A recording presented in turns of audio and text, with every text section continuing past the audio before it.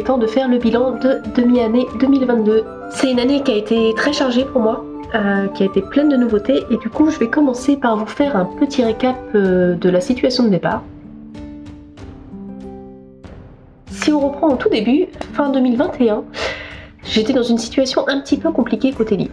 En effet, je venais juste de rompre mon contrat d'édition concernant la trilogie L'Éclat et l'ombre, ce qui en soi était plutôt un soulagement, mais qui forcément engendrait des inquiétudes quant à la suite, puisque forcément repartir en auto-édition, ça veut dire refaire des stocks, redémarcher toutes les librairies, avoir à nouveau des difficultés pour entrer dans certains salons qui n'aiment pas trop les auto-édités.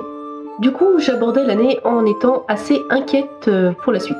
Inquiétudes qui se sont finalement évanouies très très vite, puisque l'année a démarré sur les chapeaux de roue et depuis ça n'a pas arrêté. Qu'est-ce qui s'est passé donc sur cette première moitié de 2022?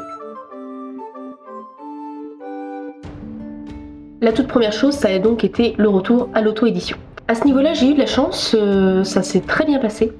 Déjà, j'ai pas eu du tout de difficulté à replacer mes livres dans les librairies de ma région. C'était une des choses qui m'inquiétait et finalement ça a été très simple et j'ai même pu en placer plus que ce que j'espérais, puisqu'il y a pas mal de petits libraires qui m'ont proposé justement de faire un peu de bouche à oreille pour en placer chez d'autres qu'ils connaissaient. Donc finalement, à ce niveau-là, ça a été tout bénef pour moi. L'autre point qui m'inquiétait, c'était les ventes sur Amazon. Sur Amazon, je pense qu'il y a plusieurs choses qui font qu'un livre se vend bien. La première, c'est la couverture. Ça, à mon avis, c'est vraiment un point essentiel. Et dans mon cas, les couvertures sont magnifiques. Merci Stéphane De Guel. L'autre point qui, à mon avis, attire beaucoup, c'est justement le fait d'être en maison d'édition plutôt qu'en auto-édition. Ça inspire plus confiance. Et j'avais peur de ressentir une baisse à ce niveau-là. Et finalement, j'ai eu un petit creux en janvier, février. Et après, c'est reparti tout seul. Je ne sais même pas si c'est lié au passage à l'auto-édition ou si c'est vraiment la période qui a fait ça. Je pense que je ne saurai jamais.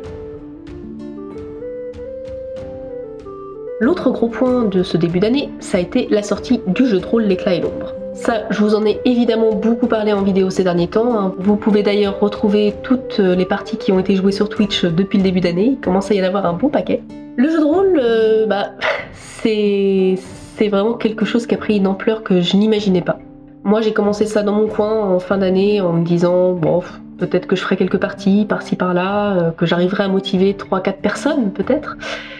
Et finalement, en quelques jours, on était une soixantaine sur le serveur Discord.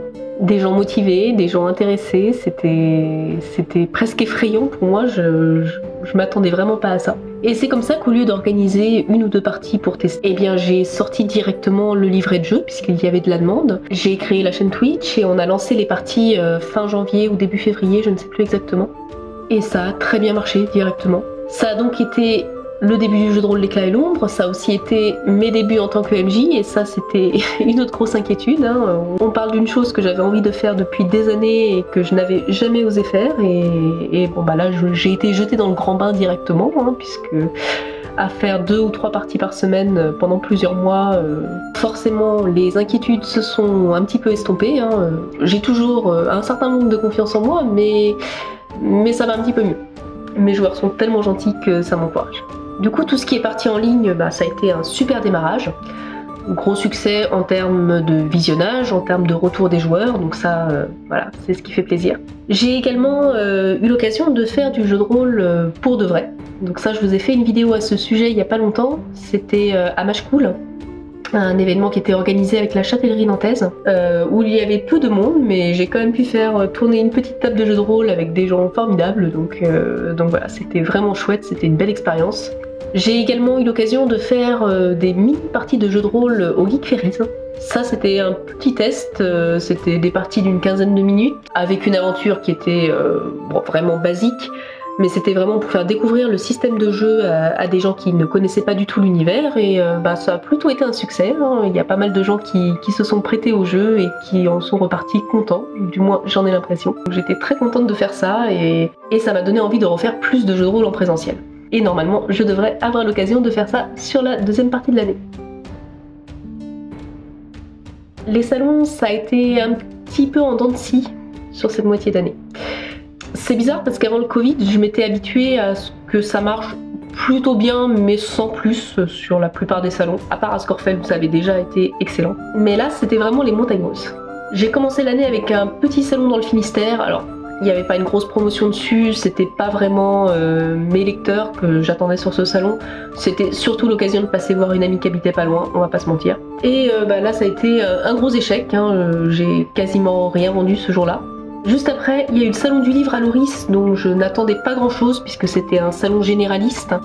Et voilà, j'y allais en me disant on verra, c'est l'occasion là encore de repasser voir des amis dans la région. Et finalement, j'ai vendu presque tout mon stock, j'ai eu énormément de nouveaux lecteurs très intéressés alors que c'était pas un public spécialement intéressé par la fantasy de base.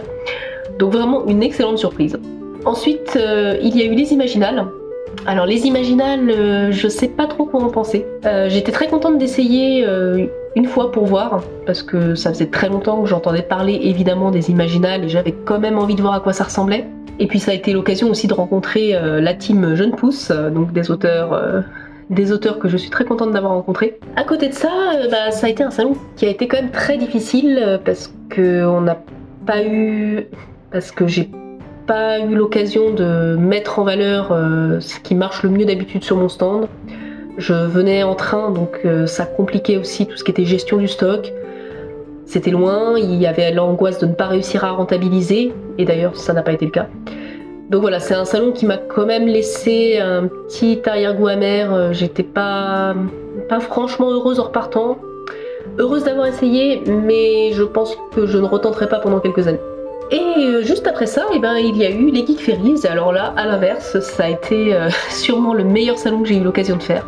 Les Geek Ferries, ouais, ça a vraiment été une expérience incroyable. Déjà, l'endroit est magnifique, les gens étaient tous adorables, c'était merveilleusement bien organisé. Les autres stands où j'ai eu l'occasion de me balader un peu étaient excellents. Et moi, j'ai pas arrêté. J'ai fait du sold out sur plusieurs titres, ce qui est quand même assez rare. Alors que là, pour le coup, je venais avec le camion et j'avais prévu du stock. Donc voilà, niveau livre, vraiment un succès. J'ai eu l'occasion de faire du jeu de rôle toute la journée, donc c'était formidable. Et heureusement, j'avais l'aide de plusieurs personnes du Discord qui sont venues pour me voir et profiter du festival et qui m'ont aidé à tenir mon stand. Et par moments, heureusement, parce que seule, en fait, j'aurais pas pu tout gérer, parce que des fois, il fallait que je dédicace pendant que quelqu'un encaissait et pendant qu'une autre personne présentait l'univers à des visiteurs. C'était complètement fou, c'était génial. Donc là, une expérience qui m'a au contraire totalement reboostée. Et enfin, cette année, elle a été marquée par la sortie d'un nouveau roman, La Part Sombre, qui est sorti du coup toute fin juin, là, le 28 ou le 29, je ne sais déjà plus. La Part Sombre, c'est un roman qui se passe dans l'univers de l'éclat et l'ombre, mais à l'époque moderne. Donc même univers, mais époque différente et forcément histoire totalement indépendante avec une nouvelle héroïne. Évidemment, il y a des clins d'œil à des histoires, des personnages qu'on retrouve dans la trilogie d'Erin, mais ça peut se lire vraiment de façon totalement indépendante. Ce roman, j'ai eu un petit peu de mal à le sortir puisque c'est difficile de repartir dans le même univers mais avec quand même des changements assez nets, puisque là on part vraiment sur une époque totalement différente. En plus de ça, je voulais une héroïne qui soit un petit peu plus ambiguë que dans la trilogie d'Erin. Mon héroïne est un peu moins sympathique et c'était justement la difficulté de ce roman de faire en sorte que les gens s'y attachent alors que de base ce n'est pas forcément quelqu'un de sympa. J'espère avoir réussi ce petit défi. Vous me direz pour ceux qui ont déjà précommandé ou acheté les livres à leur sortie. Ce qui d'ailleurs est une des choses dont j'avais envie de vous remercier dans cette vidéo, puisque j'ai eu énormément de précommandes sur ce roman. Je dois dire tout de suite que j'ai pas fait un super travail de promotion pour la sortie, puisque j'ai été très prise par les salons, par mon travail à côté, par le Hellfest, par le fait que j'ai été malade et que du coup le matin de la sortie je me suis dit tiens mais c'est bizarre, pourquoi j'ai vendu autant de livres aujourd'hui et ah oui c'est vrai, il sortait aujourd'hui. Autant vous dire que c'est pas du tout la com qu'il faut faire quand on veut bien lancer un roman. Et du coup, malgré cette absence de communication sur la sortie, ça s'est très bien vendu dès le début. Pour tout vous dire, je tourne cette vidéo 2 jours après la sortie et j'en suis déjà à plus de 50 exemplaires qui ont été vendus en e-book. Et j'en ai déjà une trentaine qui sont partis en livre papier. C'est incroyable. Honnêtement, j'ai pas l'habitude de démarrer comme ça. Et c'est vraiment un bonheur de voir que les gens sont au rendez-vous, même quand moi-même j'ai pas forcément l'énergie de communiquer, d'essayer de vous inciter à acheter mes livres, et ben vous êtes là quand même. Merci.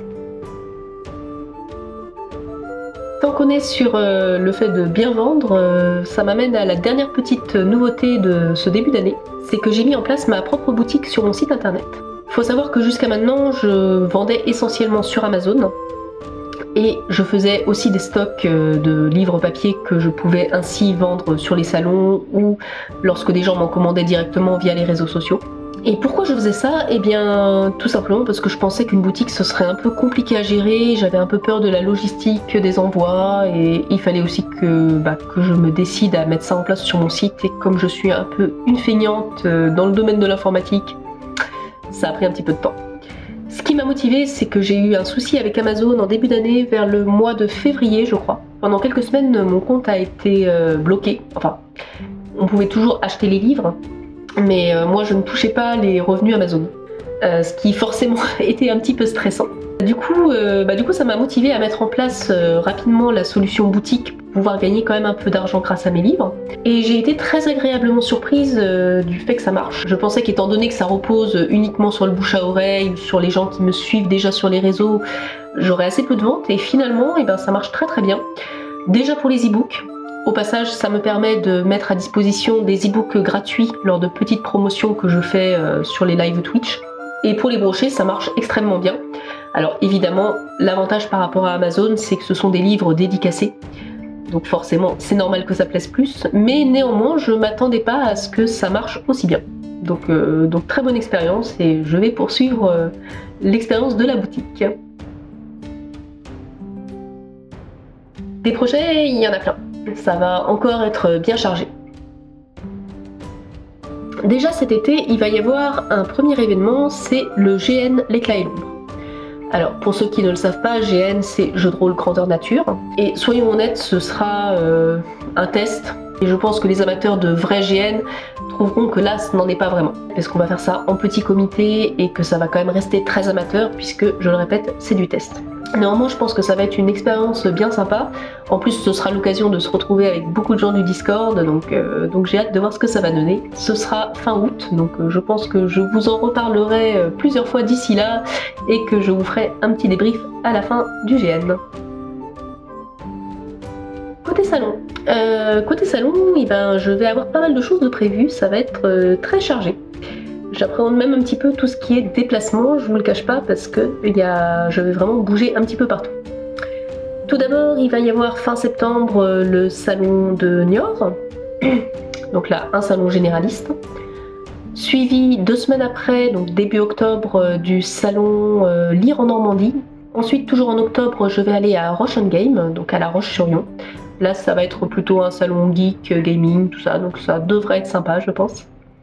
Et enfin, il va y avoir Scorfel, qui est le festival que j'attendais le plus cette année, à part les Geek Ferries. Donc là, ça va être extra, ça va être un salon spécialisé en fantasy, dans lequel je vais vendre mes livres évidemment, mais où je vais aussi pouvoir faire du jeu de rôle. Donc ça, c'est vraiment le kiff total. Et enfin, je vais également faire un salon de jeu. Donc c'est le salon du jeu qui aura lieu vers le 27-28 novembre, j'ai plus la date exacte en tête. Mais je pense que ça va être sympa, ça va être l'occasion là de présenter uniquement le jeu de rôle, et puis peut-être quelques petites surprises sur lesquelles j'ai envie de bosser cet été. On va voir. Là je peux pas encore vous en dire beaucoup. Et enfin, côté écriture proprement dite, je sais pas encore dans quoi je vais me lancer exactement. J'ai plusieurs choses en tête.